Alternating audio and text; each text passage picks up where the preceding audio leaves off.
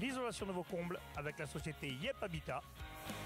Et la société Péris, partenaire du rugby languedocien, vous présente Série Rugby.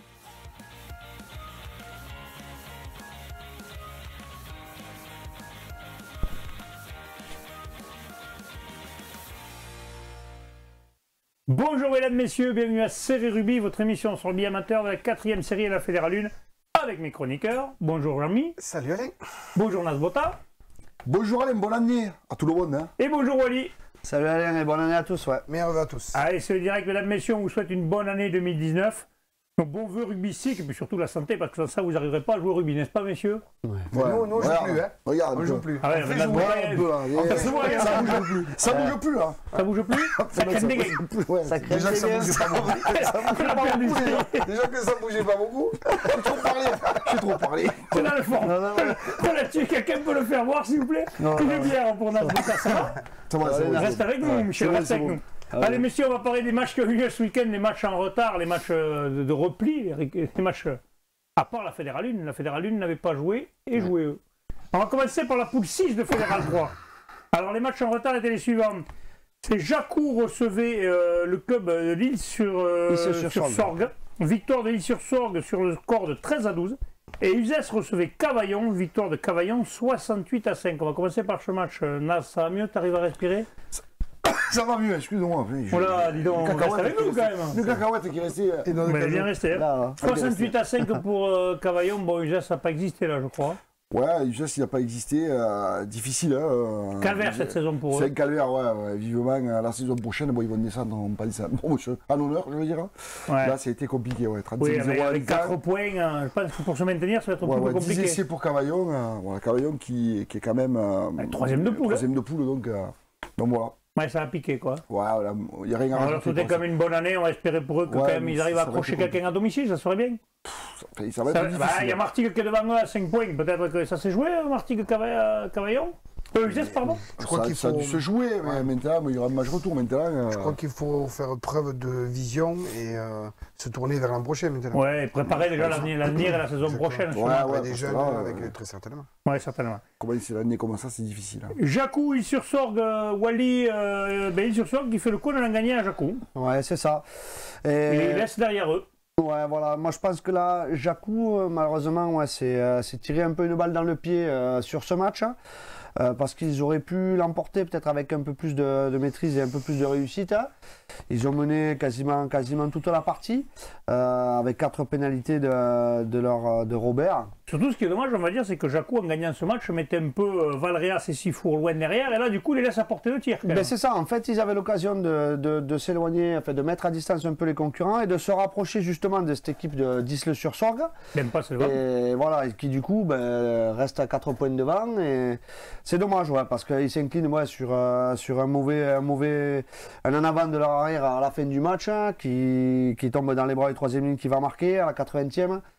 C'est dommage, je pense qu'ils devaient espérer une meilleure issue pour ce match. Hein, et voilà, il va falloir qu'ils resserrent les coudes avant de recevoir le leader le week-end prochain. Ah oui, dès le week-end prochain, ils reçoivent Aubagne à domicile. Ils avaient perdu 20-16 là-bas, c'était pas un gros score, mais là maintenant, il faut gagner ce match-là. Maintenant, je pense qu'ils peuvent plus se permettre maintenant de perdre. S'ils veulent se qualifier, il faut gagner. S'ils veulent rester dans les 6, oui, c'est clair. Et Uzès va aller à Avignon, donc ça va être pas facile, mais bon, Avignon est 9e. Ils avaient perdu déjà à domicile, ils avaient perdu 33-15 à la maison. Maintenant, je pense que les déplacements, ça va être compliqué pour eux. Ça va être compliqué, oui, c'est sûr. Ouais. Allez, messieurs, on passe toujours en Fédéral 3, la poule 11. Il y avait 2 matchs en retard. Thuir recevait la Côte-Vermeille. Il y a même 3 matchs en retard, parce qu'il y en a un qui n'est pas affiché, mais on va vous l'annoncer. Donc, Thuir recevait la Côte-Vermeille, victoire de Thuir 24-9. Et Elne Natour-Tesa recevait Kian Limoux de Vallée de l'Aude, victoire de Elne 42-12. Il y a aussi le stade Pissénois qui recevait les Rives d'Orbe. C'était dans le match qui avait été à rejouer, mais avec non, ils allaient aux Rives d'Orbe, pardon. Ce match avait été rejoué, mais avec 35-0. Ben ouais. Donc là, c'est pas un cadeau pour les Rives, hein, n'est-ce pas, Michel? Ouais, c'était bon, 118 à 19. Bon, mais les Rives, il faut savoir quand même qu'ils ont fait jouer. Ils ont fait monter 3 jeunes de moins de 18 ans, là. Mais bon, par contre, là, on peut dire une connerie ou pas? Comment ça, tu peux faire rejouer à 35-0? On met à 0-0, il faut rejouer le match, quoi. Bon, après, les Rives, voilà, ils ont la saison. Ah, ils ne méritent pas de repartir à 35-0, non? En plus, je sais pas. Pour la beauté du sport, c'est nul. Après, il y a un règlement, tu sais. Oui, il a raison, Michel. Il y a un règlement qui fait que Bien entendu, parce qu'on les connaît, parce qu'on est dans l'affect. Et oui, puis c'est quand même son dernier avec 5 points, quoi. Bien entendu, dans l'affect, c'est pas logique. Bon, après, c'est anecdotique. Tu te tiens au règlement. C'est un match qui reste anecdotique. Et puis, de toute façon. L'anecdote qu'il n'y a pas, c'est qu'il y a 2 gamins là de 18 balais. 3 gamins qui ont intégré l'équipe. Ils ont fait aussi jouer des jeunes, Pézenas. À mon avis, ils ont dû faire une belle petite règle parce qu'il y a peu de temps avant, ils se sont vus pour le match retour d'ailleurs. À Pézenas, et je sais qu'il y a une belle troisième mi-temps. Une belle troisième mi-temps. Donc voilà, c'est deux clubs qui se connaissent et qui se respectent. Voilà, c'est anecdotique. Bravo quand même. Voilà. Allez, Thuir, Côte-Vermeil, Wally, c'est pour toi ça? Non, c'est pour moi. Ah, c'est pour Joly, pardon. Il fallait bien que Alain se trompe. Il fallait bien que Jabert se Wally parce que je voyais qu'il me regardait. Oui, il se trompe ou c'est stratégique pour nous foutre dans le sac. C'est ça. Mais tu sais pas arriver, je t'attendais. Écoute, ce match, l'adage de dominer n'est pas gagné, c'est à l'image de ce match. Puisque Côte-Vermeil a eu la main sur le ballon quasiment toute la partie. Et Thuir a fait preuve de beaucoup de réalisme avec le peu de ballon qu'ils ont mis. Il y a même une 17 à, il me semble que c'est un 17 à 6 ou 17 à 5 à la mi-temps, quelque chose comme ça. À 9. 17 à 9, oui, pardon. Voilà, ils sont restés à 9. 17 à 9 pour Thuir, alors que c'est Côte-Vermeil qui tenait le ballon. Il fait le jeu. Ouais, mais Thuir qui a été très très réaliste. Et qui a marqué 3 essais avec Porical, Maury et Pêche à la 60. Ah, Porical qui joue à Béziers? Non, c'est son cousin. Ah, d'accord. C'est son cousin. Non. Il a encore essayé de me tromper. Je te remercie, Michel. Ouais. Mais vu la place qu'il jouait, ça m'étonnerait que ce soit le même Porical. Voilà. C'est son cousin. Voilà. Mais tu quand même redresse la tête, là, Camille. Écoute, tu redresses la tête. Parce qu'ils ont 2 matchs en retard encore. Ils ont 2 matchs en retard. Ils reçoivent un paquet de fois en plus. Donc, tu veux dire qu'ils peuvent passer du bon côté, là? Absolument. Mais, il me semble qu'on avait été chez eux là, en début de saison. Ils nous avaient quand même donné des objectifs ambitieux quand même. Ah ouais, ils voulaient quoi, la qualification? Ouais, les 3 premiers? tu sais, les dernières, ils se sont qualifiés, là, ils étaient les 4 premiers. Là, ils ont eu beaucoup de blessés en début de saison. La réserve championne de France. Bon, voilà, une équipe jeune, parce qu'une équipe jeune, sauf qu'ils ont fait un mauvais début de saison, mais beaucoup de blessés. Là, ils rentrent du monde. Ce Somori de 3 quarts centre, c'est quelqu'un qui avance, c'est un super joueur. Donc attention à eux maintenant, c'est l'outsider, quoi. Ouais, bon, il faudra compter sur eux. En temps, ils sont 9e, donc ils ont. Maintenant, ce qui est de bon augure quand même, c'est que sur un match comme ça, où tu es, parce que Côte-Vermeil quand même a tenu sacrément le ballon, c'était assez criard. C'est une derby. Ils ont été réalistes. Et quand tu es en Fédéral 3, quand même, la première qualité que tu dois avoir, c'est être réaliste. Que tu fasses le jeu ou que tu ne fasses pas le jeu, c'est être réaliste. Donc là, bon point pour eux. Surtout qu'ils ont le bonus offensif face à cette équipe. Ils ont le bonus offensif, à mon avis. À la mi-temps, je pense que les coachs ont dû être... par rapport à la mi-temps, les coachs ont dû être sacrément contents de récupérer le bonus offensif sur cette physionomie-là. D'accord. On passe à Elne, à Tourteza qui recevait US. Voilà, mais là, c'est cette pouloise là, justement, elle est très indécise. Je ne laisse même pas parler, mesdames, messieurs. Vous avez vu parce que excusez-moi, je m'emporte là, parce que c'est un lien avec Thuir Côte-Vermeil, c'est un lien. Pourquoi? Parce que Elne est qualifié avec Gore, qui a Limoux peut se sauver, donc ça va se jouer entre Côte-Vermeil, qui a Limoux, tout ça, ce sont des clubs qui vont peut-être jouer la descente, des deux clubs. Elne, en battant un gagnant de Kialimou, il retrouve la 5e place, je crois. Il passe du bon côté. Alors, en plus, un match qui a démarré sur les chapeaux de roue. Première minute, nous qui se fait un joueur d'Elne qui se fait suspendre, donc il part 10 minutes au chaud. Gonflé plutôt, et ensuite 32, je crois 32 à 0 à la mi-temps quand même. Donc ils avaient fait le bonus offensif à la première mi-temps. Donc gros match de Elne la Tourteza, voilà, qui l'emporte avec le bonus offensif. Ils ont fait ce qu'il fallait pour passer le bon côté. Ils ont fait ce qu'il fallait, donc c'est bien pour un club qui monte quand même. Mais justement, les matchs à venir de ce week-end, donc Elne la Tourteza recevra Saverdin. Là il y a un sacré choc quand même, il va falloir se le peler. Rive d'Orbe recevra Thuir. Attention aux Rive, Thuir est sur la marche en avant, ça va être certainement compliqué. Kian Limoux de Valdo recevra le Scar, Rivesaltes Bompas, qui est 4e. Servien-Bougeant, ça sera le live, messieurs, qui recevra le stade Pissénois. Là, c'est un beau derby. Là. C'est le derby du Grand Biterrois, parce que les Pissénois sont dans le Grand Biterrois. De la Tongue. Voilà. Vendre l'Espignan recevra Revel. Et la Côte-Vermeille recevra Palavas. Là, il y a des beaux affrontements en perspective, n'est-ce pas, messieurs? Ah oui, c'est clair. Et donc, n'oubliez pas... en perspective? En perspective. N'oubliez pas, servir à bouger dans le stade de Pisse Noir, on va dire. T'es content de Ah, moi, je me régale, moi, je me régale. Je te régale. Moi, ouais, il y a 2 beaux matchs. Bon, Kian qui reçoit le Scar. Si vraiment Kian veut se sauver, victoire impérative. Côte-Vermeille qui reçoit Palavas. Pareil, faut gagner. Ouais, là, avantage par rapport à ces 2 matchs, peut-être avantage à Côte-Vermeille parce que Palavas qui est 7ème, alors que le Scar est 4ème, tu vois, pour ça va être plus dur peut-être pour Kian que pour ce sera plus compliqué pour Kian, mais il y a une fin de championnat de bas de tableau là qui est ultra intéressante entre Kian et Côte-Vermeille. On va voir ça. Messieurs, on va passer maintenant à la Fédérale 2. On va commencer par la poule 4. Et la poule 4, il y avait des matchs en retard. Donc, c'était l'Aviron Grussanais recevait La Valette, victoire de l'Aviron Grussanais, 17-7. Salanque-Côte-Radieuse recevait Les Angles, victoire de Salanque-Côte-Radieuse, 20-13. L'Étoile catalane recevait Berlétan, victoire de Berlétan, 18-11. Et Prades, c'est ça, c'est Prades dans cette poule, oui, Prades recevait Tricastin, victoire de Prades, 16-10, messieurs. On va commencer par l'Aviron Grussanais. Wally. 17-7. Ouais, donc là... Ah, ça y est, on a perdu Wally. Non, je suis toujours là. Non, l'Aviron Grussanais, donc, qui s'impose 17-7 face à cette équipe de La Valette, donc en match en retard. Donc, ils se replacent bien dans cette poule, ouais, ça leur... Et ils les écartent un peu, du coup. Parce que La Valette, en gagnant, aurait pu venir les titiller et ça aurait été plus emmerdant. C'est une bouffée d'oxygène pour cette équipe de Grussan, parce que qui était menée à la mi-temps 7-5, à noter un essai de Mélenchon, quand même. Qui n'était pas insoumis. Voilà, qui n'était pas insoumis pour cette équipe de La Valette, donc... J'étais sûr que tu allais faire la salle. Non, bon, on démarre sur le chapeau de roue, mesdames, messieurs. C'est clair. Ça ne va pas faire rire les campeurs. Vas-y, continue. Non, et après, cette équipe de Grussan a pris quand même l'ascendant dans le jeu en deuxième mi-temps et s'impose 17-7, donc réalise un bon petit coup, une bouffée d'oxygène dans cette poule, ouais, c'est clair. Salanque-Côte-Radieuse qui recevait Les Angles.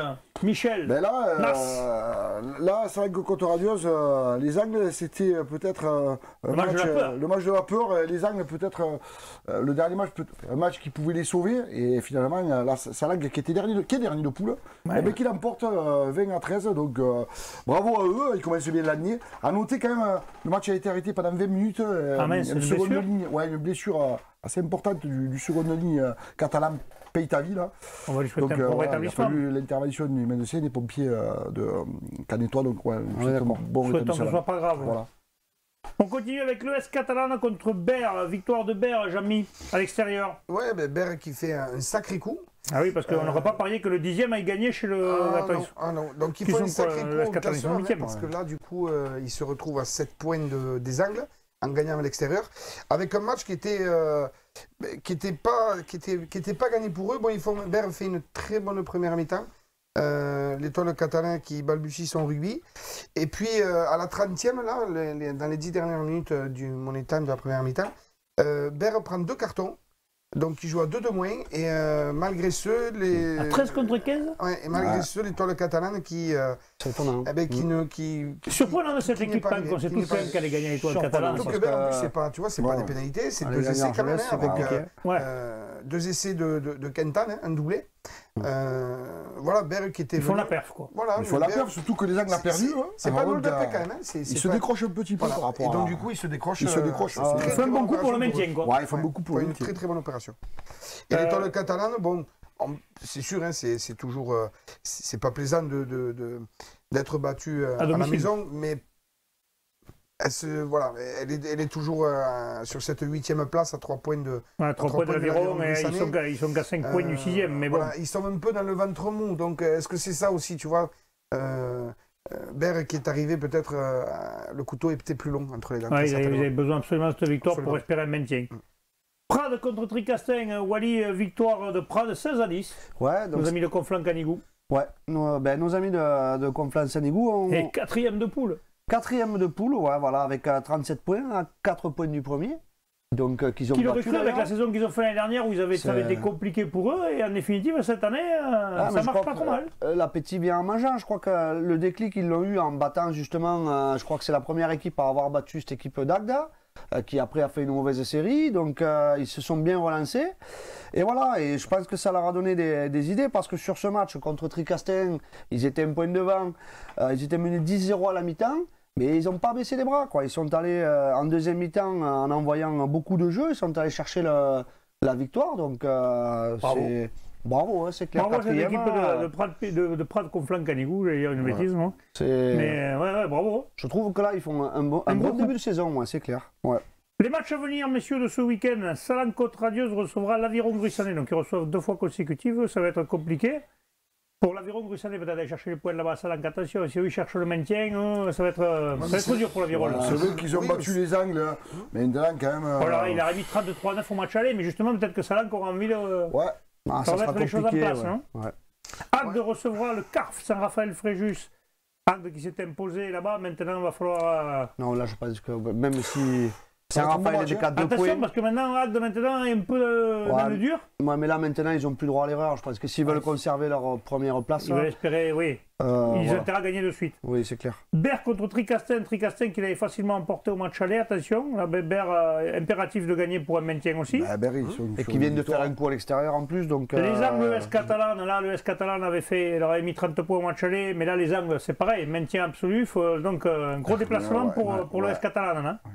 La Valette recevra Prat, Conflans Canigou, un match un peu plus équilibré, peut-être, messieurs, non? Conflans Canigou devrait l'emporter facilement, d'après vous. Au match aller, ça avait été plus serré, mais... la Valette, la Valette, il faut se dépasser. C'est pareil, ils sont sous le coup des autres, ils sont derrière, quand même. Même si c'est pas la Valette des années 90, hein, que tout ce cliché de la Côte d'Azur, mais faut quand même y aller, quoi. Faut y aller. Château-Renard, le 4. Là, messieurs, ce match-là, il va peser. Hein. Ouais. Le 4 avait gagné 22-6 au match aller, mais ça avait été un peu compliqué. Oui, et puis Château-Renard qui avait fait un début de saison un peu. Ouais, ils étaient encore dans le dur là, mais après ça a déclenché. Ils sont bien repris depuis. Bizarrement, après, ils sont premiers ex-aequo avec le classement. Plus de déplacement pour le 4. Nos amis maritimes qui apparemment un changement d'entraîneur. Apparemment, un de leurs entraîneurs n'est plus. Très avant, apparemment. J'ai ouï dire. Info Intox. Que l'entraîneur aurait été limogé. Sur Radio Bistro, il faudra le voir ça, hein, ce week-end-là, peut-être. Sur Radio Troquet. Radio Troquet, peut-être. Radio Troquet. Allez, messieurs, on passe toujours à la Fédérale 2. Maintenant, on va passer à la poule 5, où nous avons un représentant, c'est Castelnaudary, qui avait un match en retard à Malmort, l'équipe à côté de Brive, mais c'est Malmort-Brive d'ailleurs, justement. Et malheureusement, cette équipe qui était juste devant eux, maintenant, qui est derrière eux, pardon, j'ai une bêtise de plus en plus. Et ils ont perdu 17-16. Il aurait fallu le gagner ce match pour se mettre définitivement à l'abri, comme on dit. Sans faire de jeu de mots, c'était un peu le match de la mort. Ouais. Parce que... On a gagné un paquet de chips. On a gagné du paquet de chips du week-end. Allez, plus sérieusement, parce que... Oui, Malmort, il fallait absolument qu'il gagne. Malmort, il y en a un des deux qui très certainement... Enfin, est en train de se battre pour ne pas descendre. Sachez, messieurs, que Malmort a encore un match en retard. Eh oui. Et donc, ils sont à 2 points de Castel avec un match en retard. C'est eux qui font le bon coup, là. Il faudrait savoir quel est le match en retard, par contre. C'est contre Millau, monsieur. Millau. À Millau ou à Malmort? Je ne sais pas, bonne question. Notre réalisateur, rédacteur... spécialiste des infra, voilà. On va le savoir dans l'oreillette. Alors on me dit qu'il cherche actuellement sur la page de la FFR. Voilà. Donc pour en revenir au match, parce qu'on est en train de perdre haleine, pour en revenir au match, allez, flamme. Voilà, un match très cadenassé, avec une très très belle entame dans le premier quart d'heure des Chauriens qui mènent quand même 10-0 au quart d'heure de jeu, mais Malmort qui lâche rien. Et Castel qui arrive avec un avantage à la mi-temps de 11-13 avec... Ah, pardon, on me dit dans l'oreillette que ça doit se jouer à Millau. D'accord, donc c'est peut-être... c'est peut-être ce qui peut aider Castelnaudary, parce que du coup, Castelnaudary et Nègrepelisse, parce que Nègrepelisse est au même nombre de points que Malmort, messieurs. Là, il y a une sacrée bataille là, entre deux Casseville, je te coupe 2 secondes, après tu reprendras, entre deux Casseville, Castelnaudary, Malmort et Nègrepelisse, ça se joue dans un mouchoir de poche à 3 points. Millau est bon, Millau est à 4 points devant, mais... Un petit matelas, mais quand même, hein, faut... Donc maintenant tu pourras partir sur Malmort, vas-y, repars. Okay. Je vous remercie les gars, vous avez très très bien débattu, j'ai quasiment plus rien à dire. Je vous remercie. Donc, alors, pour revenir au match, un match très très cadenassé avec un essai de Barthès et un essai collectif de Malmort sur une pénale touche. Et puis 4 pénalités de Fournier pour Malmort. Et Castel, il y a eu un énorme chassé-croisé hein, avec 2 pénalités et un drop de Batigne. Castel qui va mourir à 1 point. Mais bon, voilà. Des regrets sur un là. Malemort a senti quand même, la foudre quand même hein, sur ce match-là. Ils ont dû faire un Castel ramène un bonus défensif.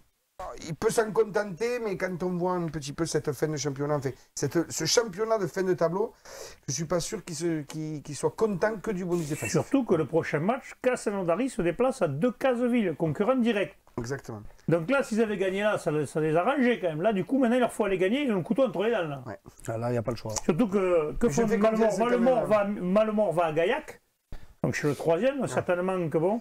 Et Nègrepelisse, messieurs, recevra Villefranche de Lauragais, le 5e. Donc à la limite, Castelnaudary est mieux placé pour prendre des points, non? Oui, et puis pour connaître la mentalité des Chauriens, je les vois bien aller faire un coup là. D'accord. Allez messieurs, on passe à la poule 3 de Fédéral 1. Les résultats, Valence-Roman recevait Saint-Sulpice, victoire de Valence-Roman 36-6. Florence recevait Nîmes, victoire de Nîmes 25-19. Rodez-Aveyron recevait l'Avenir Castanéen, victoire de Rodez 28-24. Grouillet recevait Blagnac, victoire de Blagnac 40-3. Et Narbonne recevait Aubenas, victoire d'Aubenas 18-10. On va commencer par nos amis de Florence. Nîmes qui se déplace à Florence, Wally. Victoire de Nîmes à l'extérieur, 25-19. Ouais, voilà, cette équipe de Nîmes s'impose donc à l'extérieur. Et toujours dans les 4 premiers quand même. Voilà, il confirme toujours ses ambitions dans cette poule, parce que bon, même si Florence ne fait pas une saison exceptionnelle, c'est toujours compliqué quand même d'aller s'imposer chez les Gersois. Donc, oui, il y en a qui n'ont pas été gagnés, il y en a qui ont fait des matchs nuls. Voilà, il y a d'autres équipes qui ont fait par exemple un match nul, oui, exactement. Donc Nîmes, je pense, s'en contentera donc, de cette victoire à 25-19. Donc voilà, ils confirment leur position dans cette poule.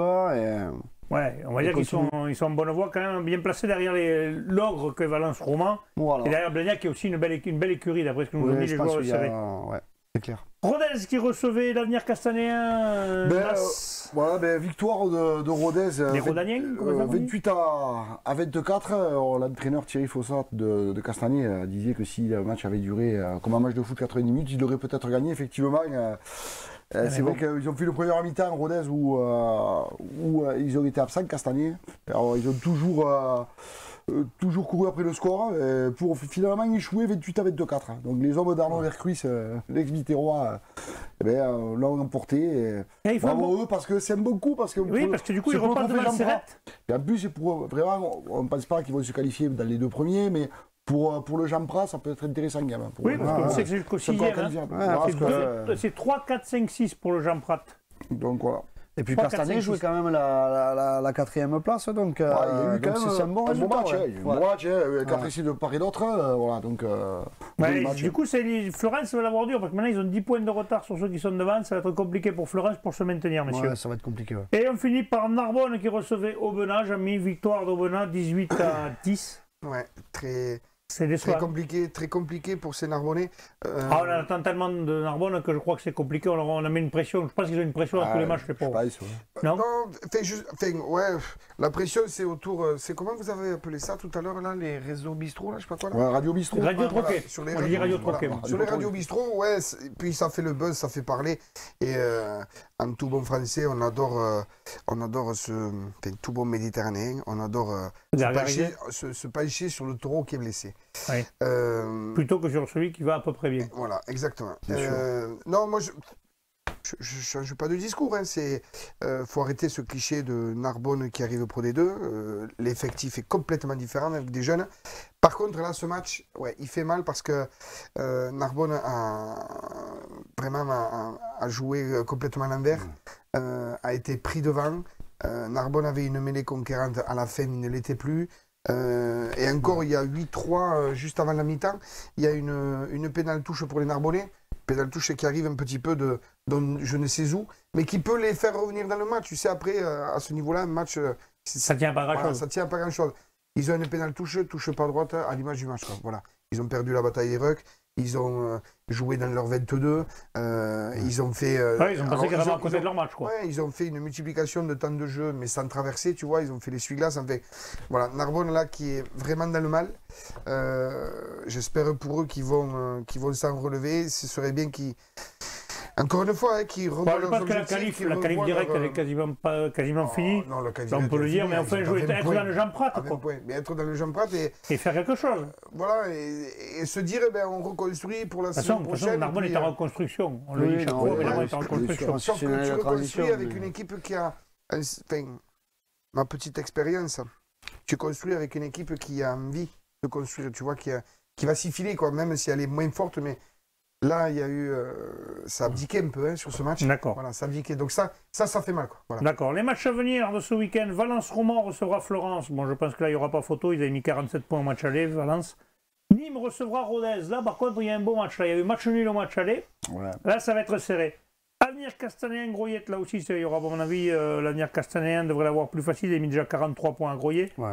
Blagnac-Narbonne. Blagnac était venu gagner à Narbonne. Je pense que pour un Narbonnais, faire un coup là-bas, ça serait pas mal, leur rendre l'appareil, mais... Ouais, ils ont mal à la tête quand même. Ouais, je pense qu'ils doivent être touchés. Serré, Aubenas. Et Aubenas reçoit Serret. Serret avait battu Aubenas, mais là, Aubenas tourne bien, ils sont 3e de poule, Serret est 9e. Bon, après, peut-être que Serret ne va pas cocher ce match-là pour la saison, mais enfin, attention, c'est Serretan qui sont capables du pire, mais surtout du meilleur. Se qualifier aussi pour le Jean Prat. Eh ben, tout est ouvert. Hein. Narbonne est 6e à 31 points, Serret 9e à 25 points. C'est pas ça. C'est jouable encore. C'est jouable. Ouais, c'est clair. Ça sera tout? Ce sera le mot de la fin, messieurs? Ce sera le mot de la fin. Adjugé vendu, messieurs, je vous remercie. On va se retrouver demain avec les résultats de ce week-end en série. Transpirez bien sur tous les terrains. Allez, salut. Allez, salut.